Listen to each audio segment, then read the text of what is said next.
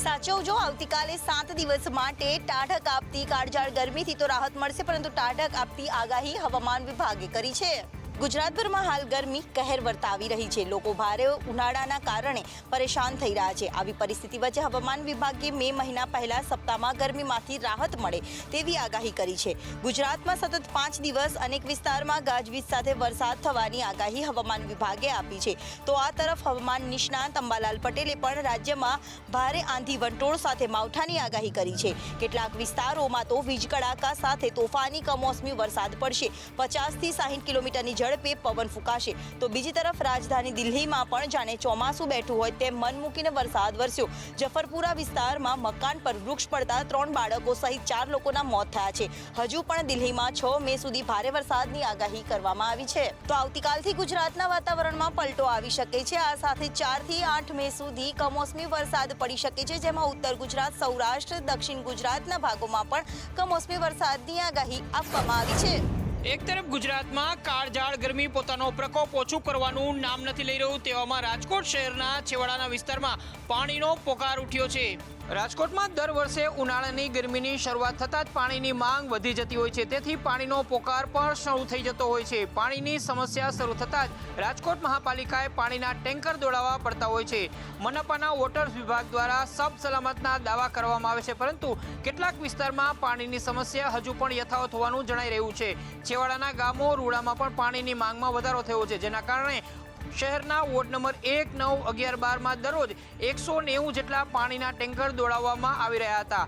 લોકોને પાણી પૂરું પાડવા માટે આ ટેન્કરો દ્વારા પાણી વિતરણ થઈ રહ્યું છે। શહેરની વિનાયક વાટિકા, દ્વારકા હાઇટ્સમાં પાણીની પરાયણ શરૂ થઈ છે, તો શહેરના બીજી તરફ આવેલા ઈશ્વરિયા, વૃંદાવન પાર્ક, પુનિતનગરમાં પણ પાણીનો કકળાટ જોવા મળ્યો છે।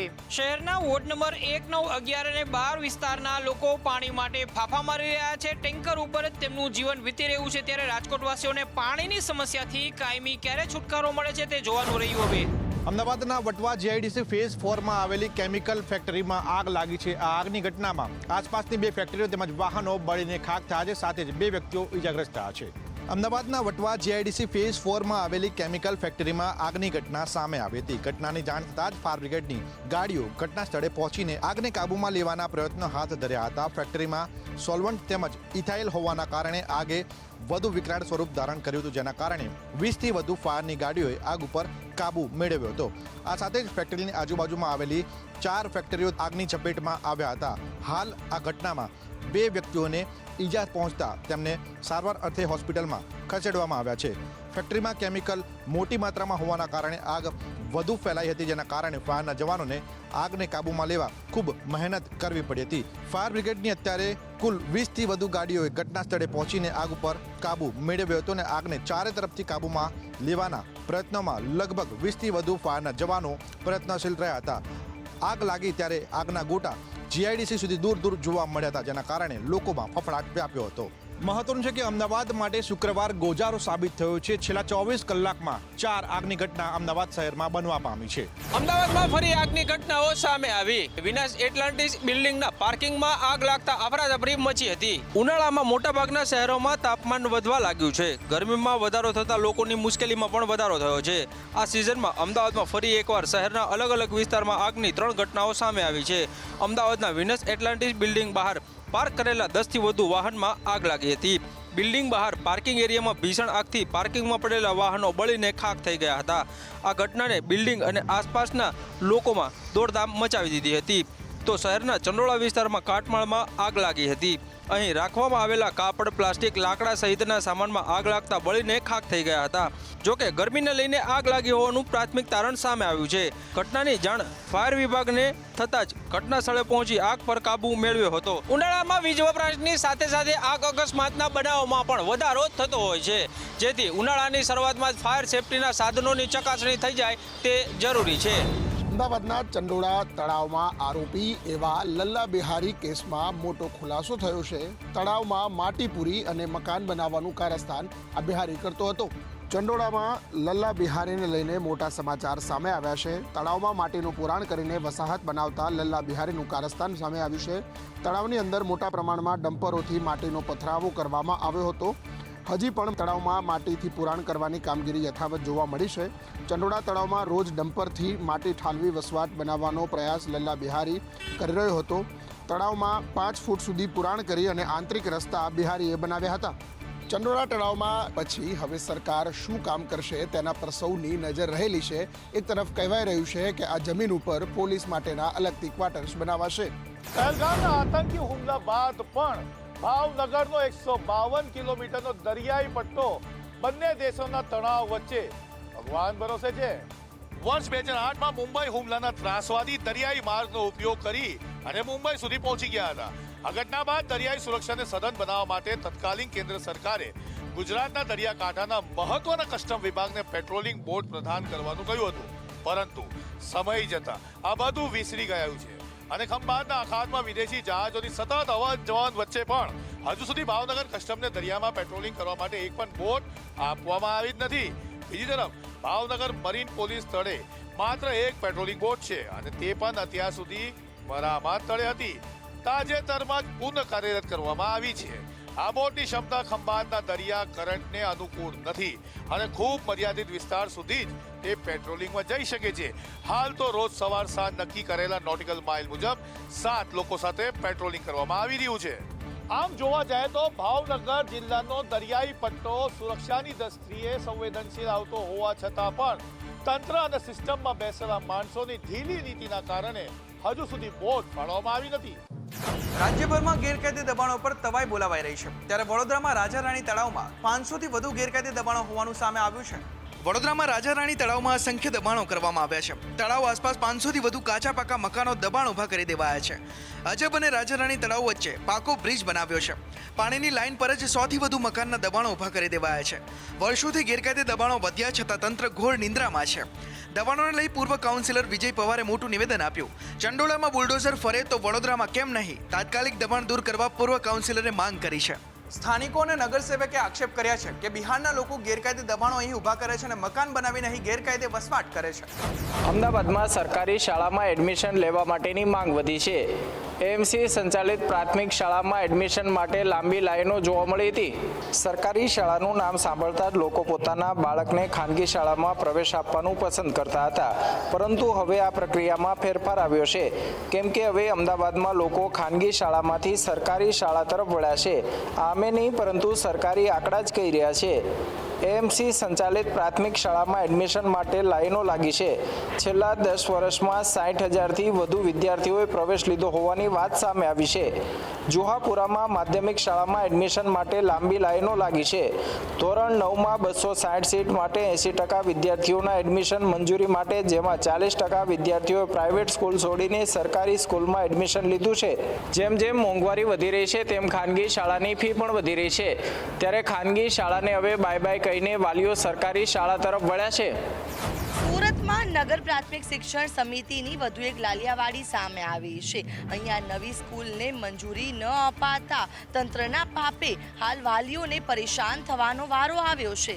સુરત મહાનગરપાલિકા સંચાલિત શિક્ષણ સમિતિમાં નવા સત્ર માટેની પણ કવાયત શરૂ થઈ ગઈ છે.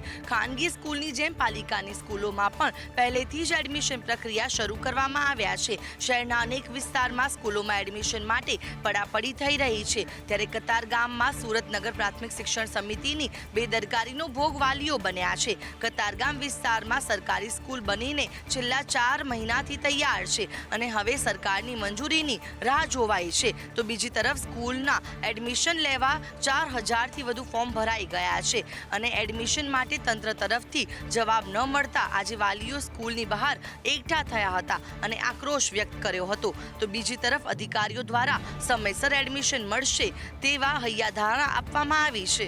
સુરત મનપાના સત્તાધીશો અને અધિકારીઓના ખાનગી સ્કૂલમાં અભ્યાસના પ્રયાસોના આક્ષેપ સાથે વાલીઓ દ્વારા વિરોધ કરવામાં આવ્યો.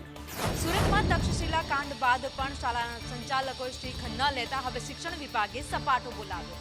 સુરતની શાળાઓમાં એનઓસી મુદ્દે મનપા અને ફાયર બ્રિગેડની કવાયતોની પોકળતા ઉઘાડી પાડતા કિસ્સા સામે આવ્યા છે. ફાયર સેફટીના અભાવે સુરતની 68 સ્કૂલોને ₹10,000નો દંડ ફટકારવામાં આવતા હડકંપ મચી ગયો છે. આ સાથે જ સુરત સિટી અને ગ્રામ્યની શાળાઓની ડીઓએ પખવાડિયામાં ફાયર એનઓસી મેળવવા અલ્ટિમેટમ આપ્યું છે. જો ફાયર એનઓસી ન મેળવે તો સ્કૂલની માન્યતા રદ કરવાની પણ ચીમકી ઉચ્ચારવામાં આવી છે. 24 સ્કૂલોના સંચાલકોએ ઉદાસીનતા દાખવતા દંડાઈ છે, જેમાં પલસાણા તાલુકાની 19 અને માંગરોળની 12 સ્કૂલને દંડ ફટકારવામાં આવ્યો છે. તો બીજી તરફ કામરેજની 10, 84 અને માંડવીની 2 સ્કૂલને દંડ ફટકારાયો છે.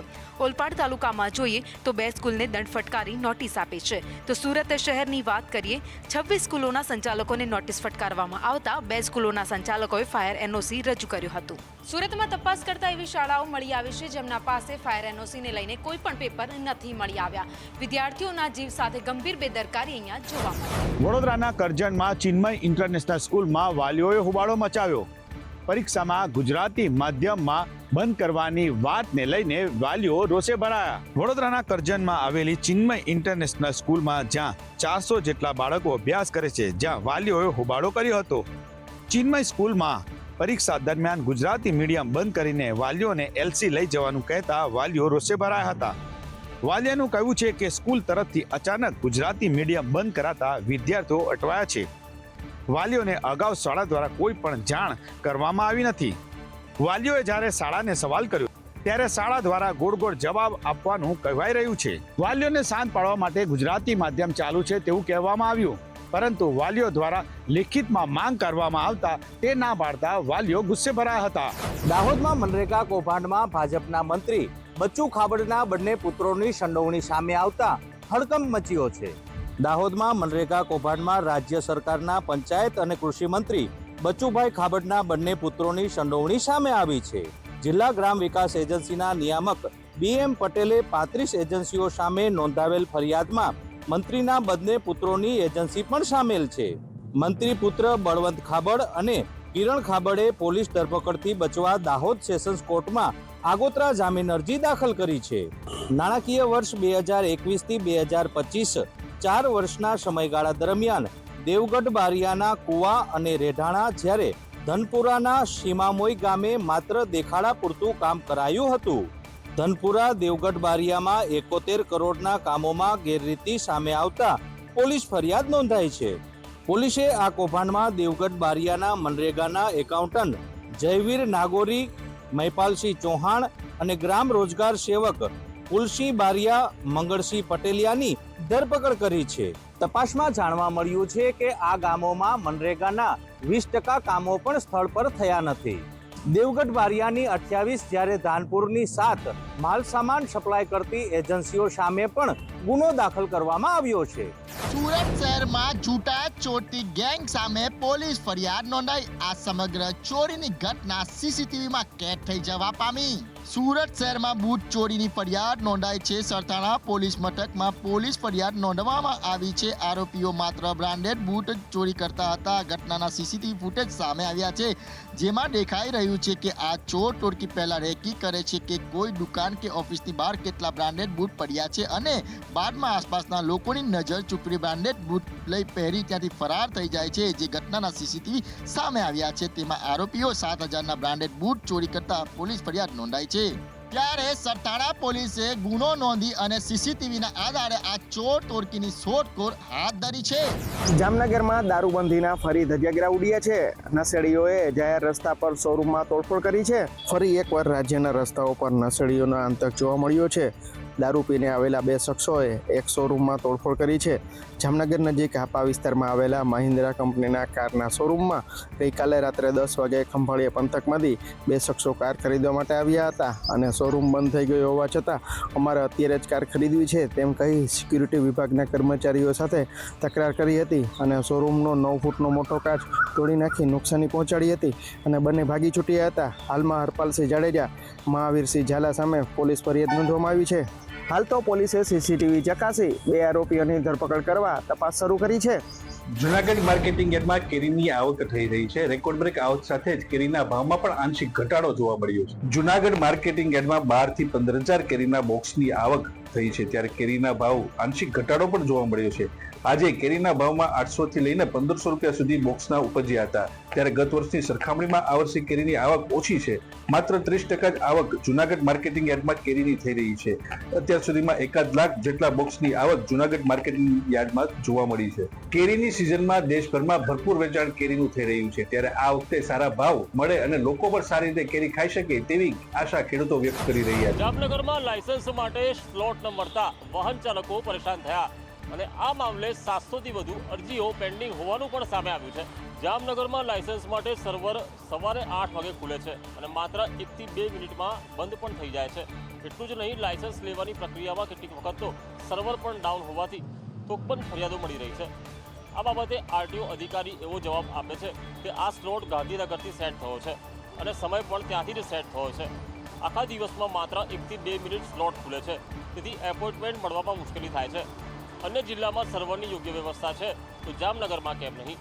વહીવટીતંત્ર જલ્દીથી આ પ્રશ્નનું નિરાકરણ લાવે અને આરટીઓના સમયમાં વધારો કરવામાં આવે તેવી પણ માંગ ઉઠી છે.